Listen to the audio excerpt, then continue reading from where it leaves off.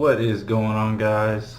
I just downloaded some new software. As you can see me, and I just thought I would do another roster review. I was at my old house today redoing some route and redoing some of the caulk, and was listening to my second video of the roster review and the free agency recap, and I didn't like it. I mean, I know it was better than my first video, which was sloppy when I introduced myself and things like that, but I didn't like it too much, so I thought I'd do another roster review with this software I downloaded today, so you guys can get a look at my face. This is me. Anyways, check out some of my artwork and one of my tattoos. I only got 2 tattoos. There we go. They're from my friends that I lost over in Iraq. Yeah, they mean a lot to me. I plan on getting a couple more art pieces done for friends that I've lost. But other than that, yeah, let's dive right on into this. So we're going to start off with our quarterbacks right here. Jameis Winston, who's going into his 5th-year option. Now, he is trying to get up to 250 pounds now. Now, Big Ben is known for being over a big quarterback, and he only plays at about 245 pounds. I understand he wants to put on more weight to be able to sustain those blows, but he has to understand that that's a lot of body weight coming down on an arm if he sticks an arm out to brace himself. I know from personal experience, because when I was in the military, when I was in 2013, I was 165 pounds, and I was doing shuttle sprints, and I went to plant my foot, and my leg, I went to actually plant my left leg, and it gave out on me, and I went to plant my arm, and it broke just from 165 pounds dead weight. It snapped on me, and I broke 3 chips in my elbow, and they had to do surgery on my elbow. So that's just, at 165 pounds. So, I mean, what's at 250 pounds he's going to do when he goes to plant his arm and he snaps an arm, That's my only worry, but, I mean, we'll see how it goes. He may light it up. We'll see. But anyways, moving on, we got Blaine Gabbert. When they brought in Blaine Gabbert, that's going to be the number 2 guy over Ryan Griffin. Ryan Griffin, I have a feeling they're going to carry 3 quarterbacks. Bruce Arians likes to carry 3 just in case, of injuries. I believe he likes to carry 3. Don't quote me on that, but he likes to carry 3, I believe. I mean, this is all so we're not looking. So Jameis doesn't have to worry about looking over his shoulder. This is also Mike Evans and not Deshaun Jackson. Mike Evans and Chris Goddard and Rashad Perriman, when Jameis Winston throws 3 picks in a game and isn't doing too good, and they're trying to rally behind him, they don't go to the coach and say, "Hey, put Blaine Gabbert in." No, they stay behind Jameis and they rally behind Jameis. That's the whole point of these kind of moves. They're not big signings for that. That's the whole point of these kind of moves. And also, I mean, the big thing is Ryan Griffin has never been in a regular season game. He's only played against second and third string depth, second, third, fourth, fifth string depth in preseason games. And yeah, he's done phenomenal. He's done really good, but he's never played against first string talent in a regular season game. So there is that worry. Now, going on to the running backs, like I was saying before, Peyton Barber is going to be the starter because Bruce Arians is drinking his juice, or he is telling a big fat lie, and we are going to draft somebody or whoever we do draft in the, I think they're targeting Darrell Henderson, or Darrell Henderson, however you say his name, out of, gosh, Memphis, I want to say. Let me look that up. Darrell Henderson.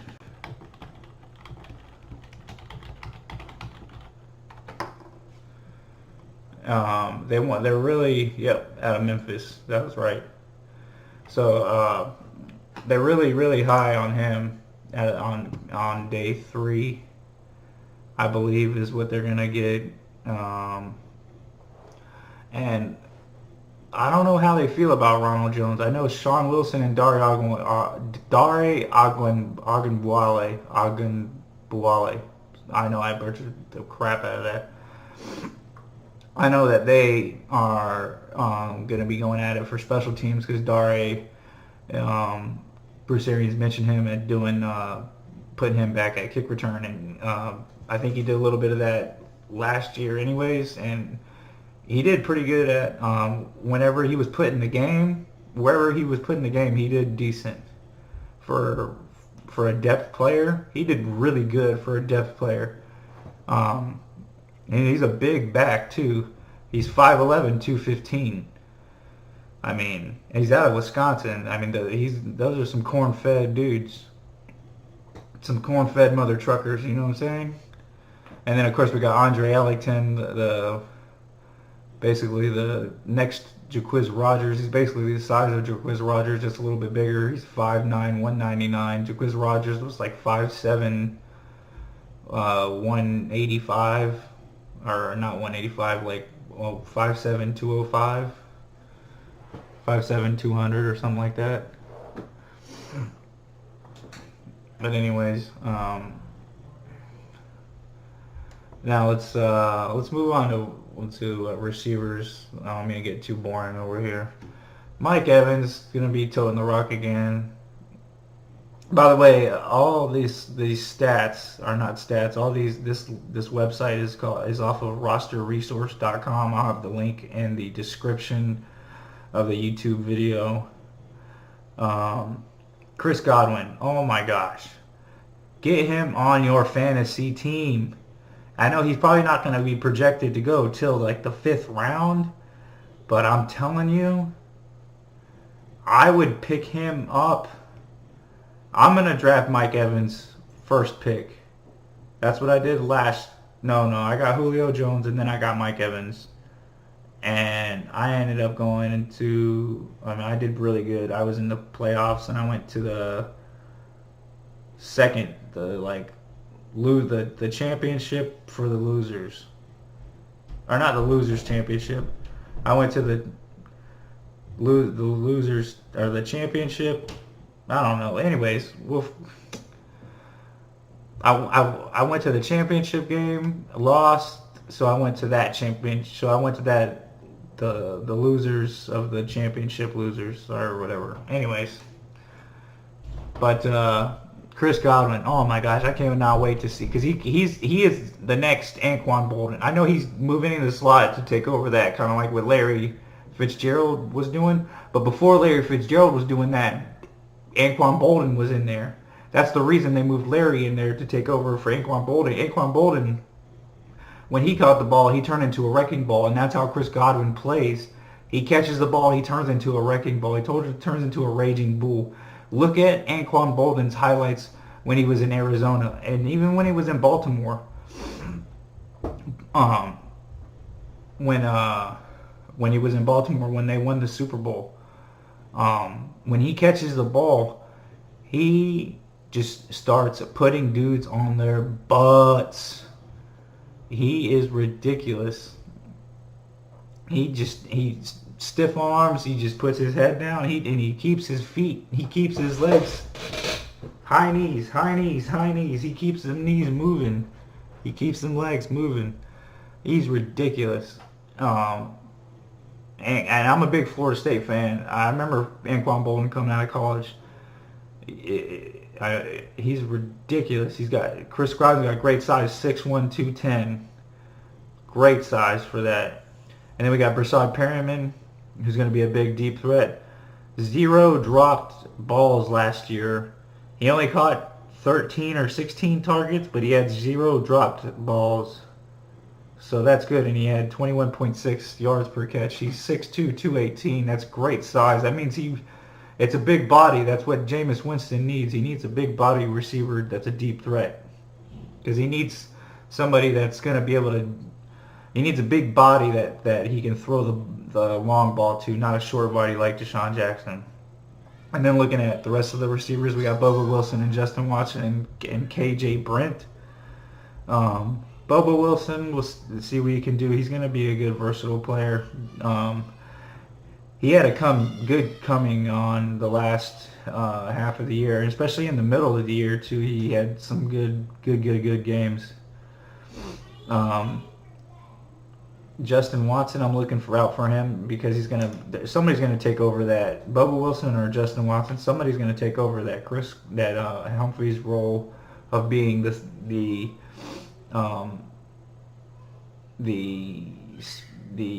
savior, not savior. What's the word I'm looking for? The Adam Humphries role is what I'm looking for, but the safety net, the safety net receiver. Who can he go to at the last second? That he knows he can go to. Justin Watson, Bobo Wilson. I feel like one of those two is going to turn into that. I know that big different frames. Bobo Wilson's 5'9", 190. Justin Watson's 6'3", 215. Another big down the field threat. But I feel like one of those two is going to turn into that role. So moving on, we got O.J. Howard, Cameron Brate, Anthony Auclair, Donnie Ernsberger, and Tanner Hudson. Kind of like how I said in the last roster review, we got with O.J., he hasn't played a full season now. I'm not saying that he's not going to play a full season. I wholeheartedly hope he does. He's a monster. He's 6'6", 242. He is a legit hybrid weapon. This dude is crazy how much of a weapon he is at tight end.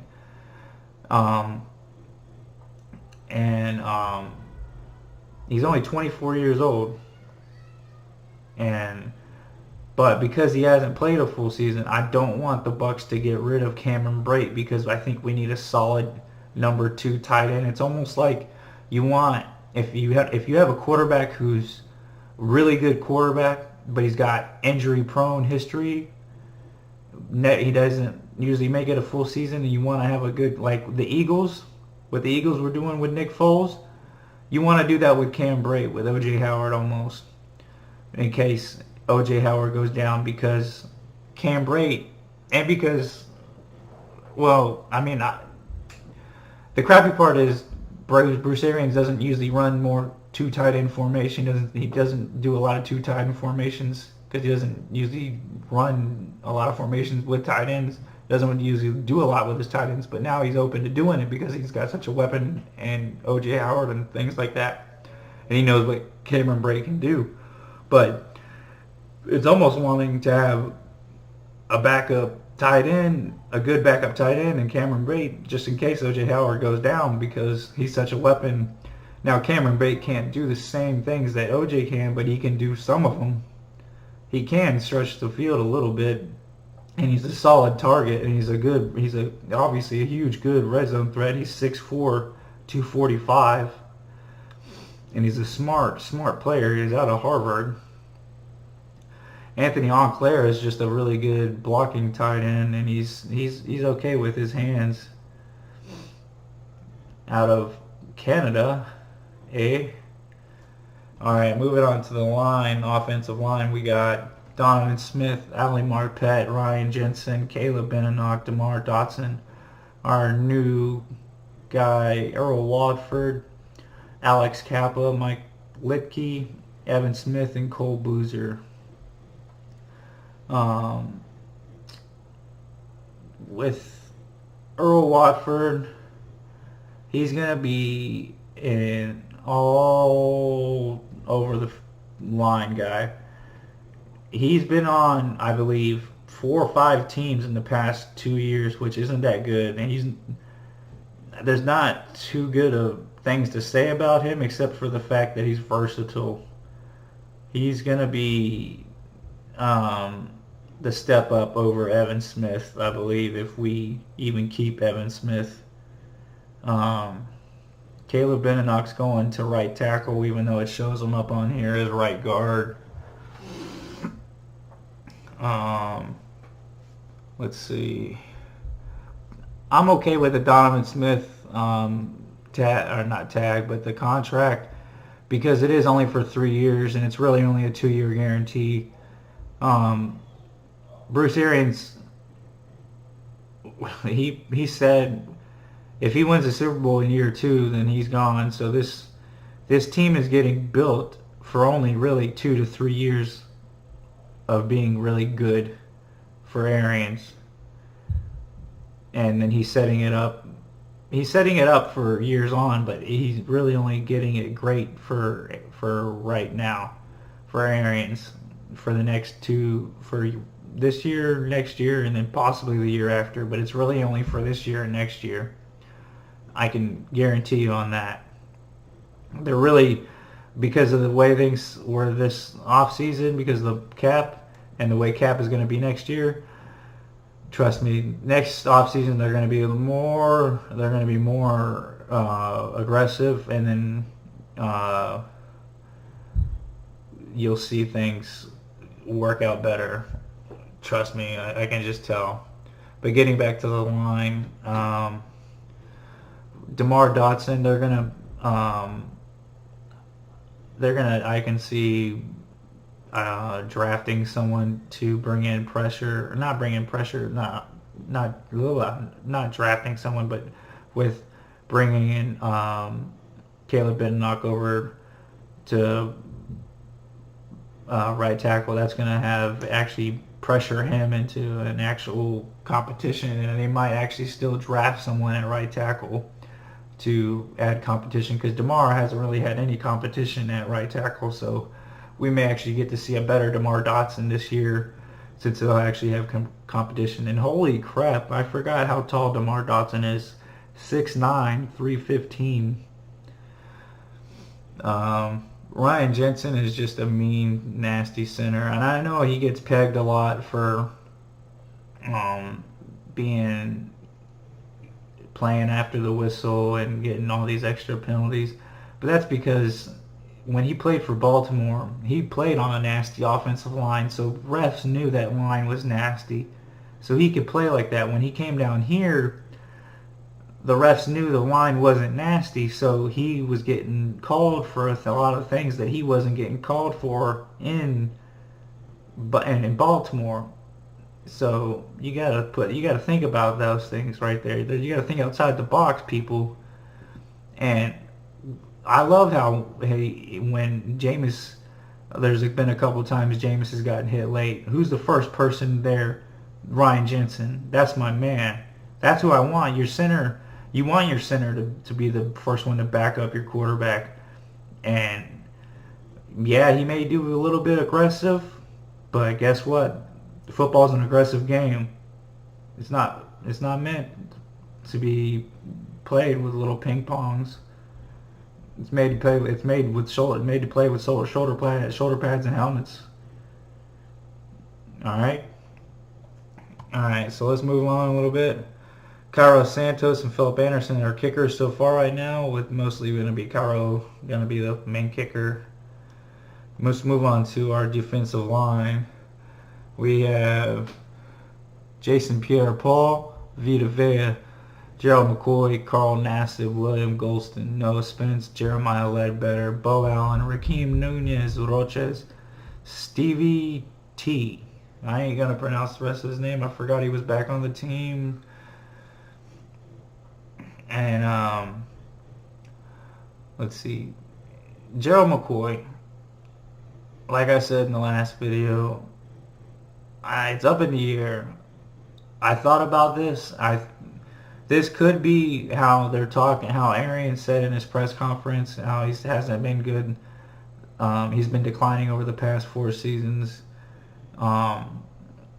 this could be one way that Arians and Light or the Buccaneers are letting the fans know that we're going to be getting rid of him and why over time.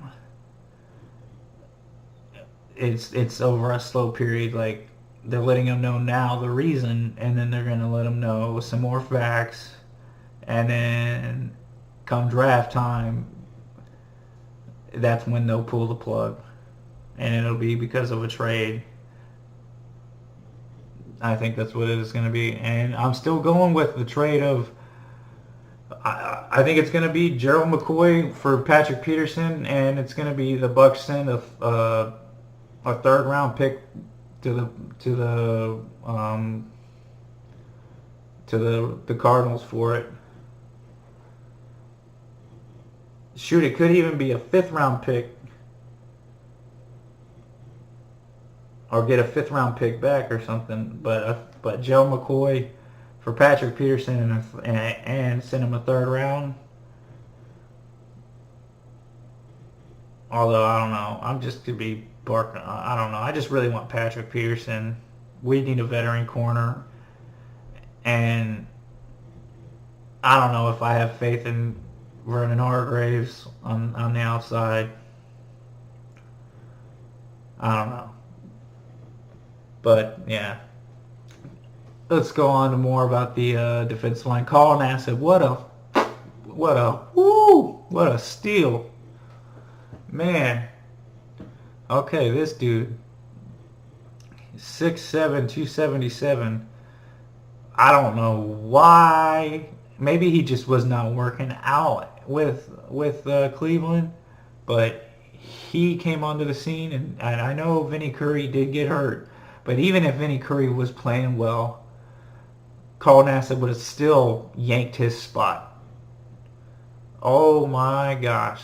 The man played. I just hope he can continue. I hope it's not a one-year wonder, which I don't think it'll be.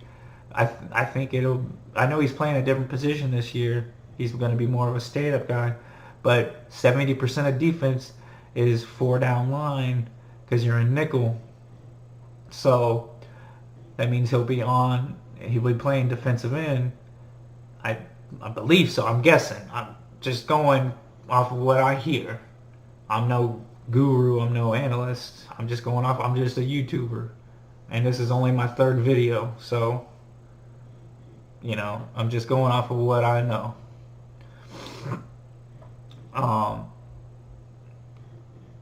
When he goes back down to that 4-3 or that 4-down line when he's a defensive end, we'll be able to see more what he can do again. Noah Spence, let's see. This is it for him. This is it. Let's see what you can do, because you're going to be playing stand up. You're going to be playing back down on the line again. You're going to be, or maybe you're only going to be doing stand up this year because you've already been playing on the line and you haven't done nothing since your rookie year. So, yeah, we'll see what we can do about that. Let's move down to linebackers and our big signings that I talked about in the 2nd episode. But I'm going to reiterate, Shaquille 50 cal. It don't sound like that. It's more like. Yeah, I know that sounded retarded too. Shaquille 50 cal Barrett. That's your new nickname, bro. I'm going to nickname. That's for real. Shout out to Shaquille Barrett. Moochie. Shaquille 50 cal Barrett. That's your new nickname. You can come out with some kind of dance like. Bah! And call it the 50 cal. I don't know. And shout out to Dayon Buchanan. I'm getting your jersey, Dayon. I'm going to get you signed that at training camp. But we got Shaquille Barrett, Kendall Beckwith, Dayon Buchanan, Levante David, Devontae Bond, Corey Nelson, Hunter Dimmick, Kevin Minter, Riley Bulla, and Jack Sitchie. Now, I'm really interested into seeing what Shaquille Barrett can do, because the man had, I believe in 2015, he had 5.5 sacks and only started 6 games that year, And I believe that was behind DeMarcus Ware and Von Miller. So, but still, and I know sacks aren't everything, but I know what people like to listen. I know what people like to listen for. I'm not a big sack guy. I just know what people like to listen for. People want to listen for sacks. So that's what I'm going to tell you what you want to hear with that part. He had 5.5 sacks in 6 games. That's nearly averaging a sack a game. That's good. All right. That's cool. And depending on if those are all half sacks, that's multiple sacks a game. If those are all half sacks, I'll definitely take that because that means he's pressuring the out of the quarterback. Deion Buchanan, let's see him in that moneybacker role.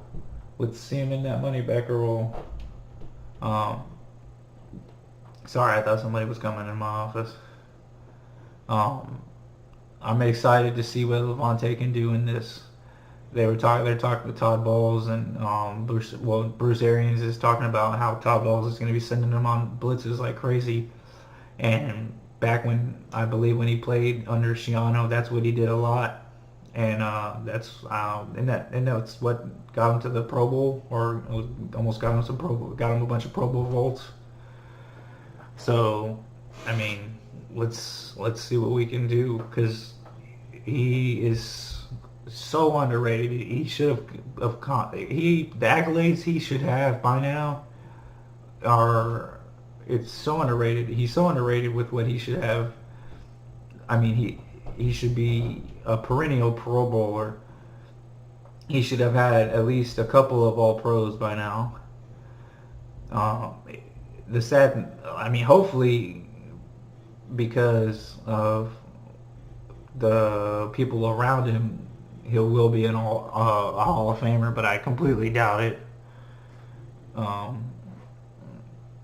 Unless something completely happens, but he's such a great linebacker. He's my favorite player on the team. Levante, the Flash David, he is just oof. And he doesn't complain. I love that about him. He just works and works and works. Kevin Minter, great. I like him a lot. Has some really good splash plays against Carolina this past year. So yeah. And Devontae Bond, he was a stand-up edge linebacker coming out of college.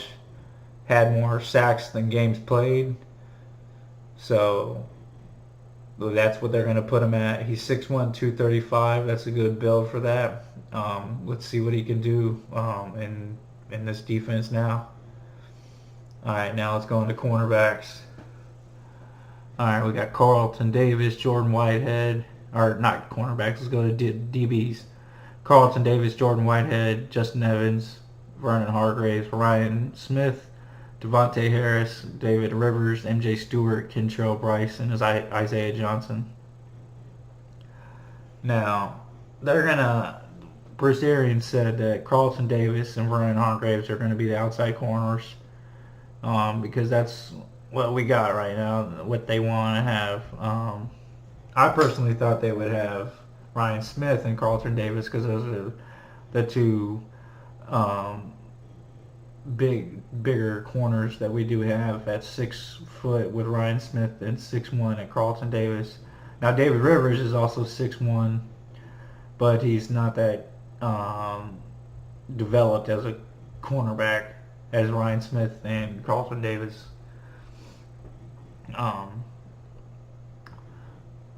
But it's going to be Vernon Hargraves, who's 5'10", 204, and Carlton Davis, who's 6'1", 205.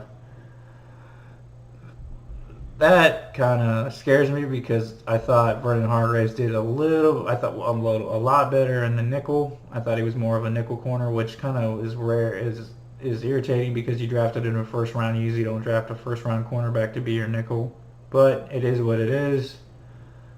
It's over and done with. You gotta adapt over and overcome.